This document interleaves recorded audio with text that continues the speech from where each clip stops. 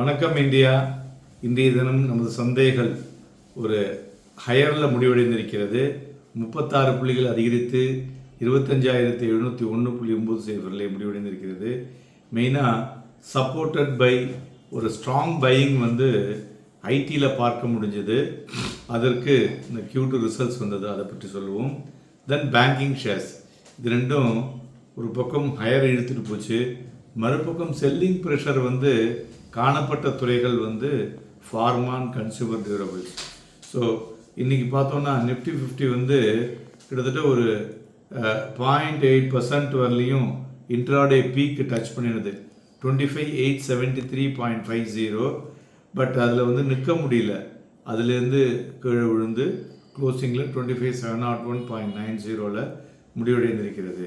மேலும் துறைகளின் அட்வான்ஸ் பார்த்தோன்னா 1004, டிக்ளைன்ஸ் 1461. ஸோ ப்ராடர் மார்க்கெட்டில் market breadth is still in the negative side. இந்த ப்ராடர் மார்க்கெட்டை பார்க்கும் பொழுது ஒரு மிக்சடாக இருக்குது. மிட் கேப் 0.16% அதிகரித்திருக்கு. மறுபுறம் ஸ்மால் கேப் 0.28% விழுந்திருக்கு. பட் விக்ஸோட வால்யூம் பார்த்தாலும் அது slightly up and closed at 11.37. So volatility இருக்க தான் செய்யுது. அதாவது வாலட்டிலிட்டிலேருந்து ஸ்ட்ராங் பர்ஃபார்மருக்கு இன்னும் மாறலை, அது மாற வேண்டும். அது என்ன ஆகுதுன்ட்டு பார்ப்போம். இண்டிவிஜுவல் ஸ்டாக்ஸை பொறுத்தவரை பார்த்தோம்னா லைக் இன்ஃபோசிஸ், டெக் மஹேந்திரா, தென் விப்ரோ, ஹெச்எல் டெக், தென் டாடா கன்சியூமர், இவை எல்லாம் ஏறிய பங்குகள். மேலும் இறங்கினதில் பார்த்தோம்னா eternal, Jio finance, Cipla, Hindalco, Asian paints, இவையெல்லாம் ஒரு ஸ்டீப்பஸ்ட் லாசஸ் இன்றைக்கி சந்தித்த பங்குகள் என்று சொல்லலாம். மேலும் மார்க்கெட்டில் கம்ப்ளீட்லி மார்க்கெட் இஸ் ரிக்வயர்ட் ஒரு கிளாரிட்டி. நம்ம காலையிலே சொன்னோம் இல்லையா, இந்த கிளாரிட்டி இல்லாதனால தான் மேலே எழும்பி மறுபடியும் விழுந்துட்டுருக்கு.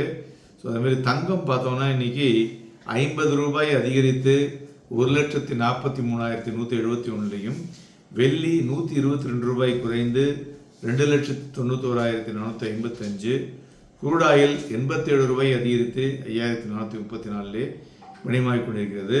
அதுபோல் நம்முடைய ஃபாரஸ்ட் ரிசர்வ் பார்த்தோம்னா 687.19 வைசஸ் 686 ஆக இருக்கிறது. Block deal, GAIL, TVS Motor and Polymedicure இதில் நடந்திருக்கிறது.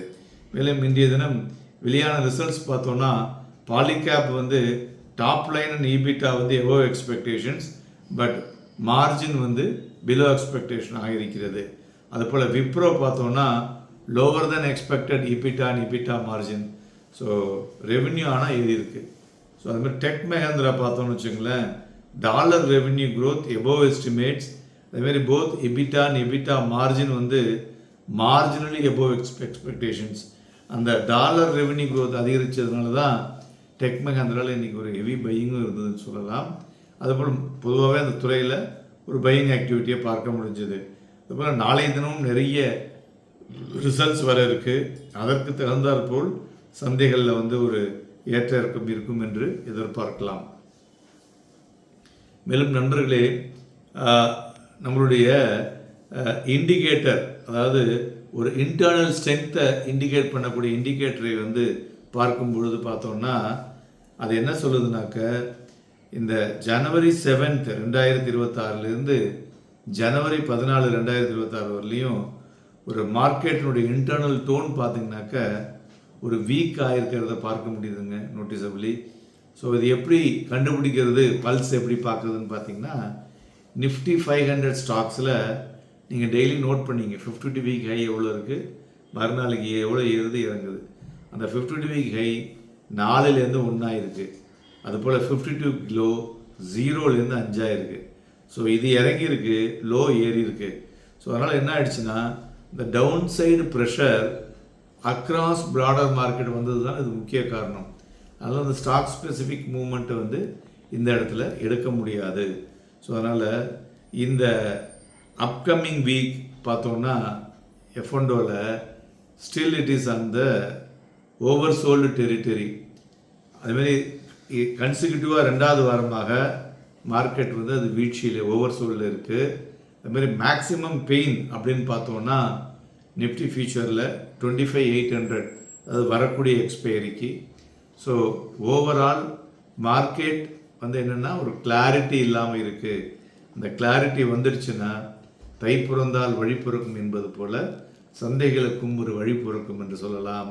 மேலும் நிஃப்டியை பொறுத்தவரை 25,822.65 ஒரு ஸ்ட்ராங் சப்போர்ட்டாக இருக்கக்கூடும். Strong level, not a support, strong level. So இந்த லெவலை தாண்டுமா? இந்த லெவலை தாண்டினால் எவ்வளோ செல்லும்? மேலும் அதுமாரி கீழே இறங்கினா எவ்வளோ இறங்கும்? இவை எல்லாவற்றையும் பற்றி ஞாயிற்றுக்கிழமை இன்னைக்கு பேச இருக்கிறோம். இணைந்திருங்கள். நன்றி, வணக்கம்.